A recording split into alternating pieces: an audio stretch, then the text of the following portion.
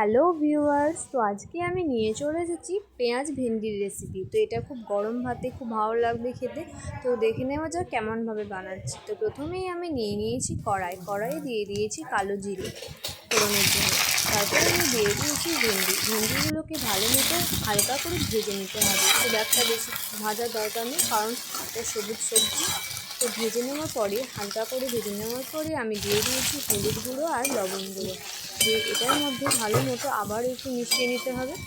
তারপরে আমি কেটে রাখা পেঁয়াজ কুচিগুলোকেও দিয়ে দিয়েছি। পেঁয়াজ কুচিটাকে ভালো করে এর মধ্যে ভেজে নিতে হবে। ভেন্ডি আর পেঁয়াজ একসাথে ভেজে নেওয়ার পরে আমি এর মধ্যে অ্যাড করে নেব বেটে রাখা সর্ষে পোস্ত অল্প পরিমাণে। এটাকে একসঙ্গে মিশিয়ে নেওয়ার পর একটু ফুটতে দেব।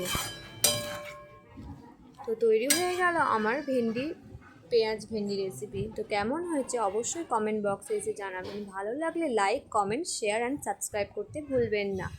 টাটা।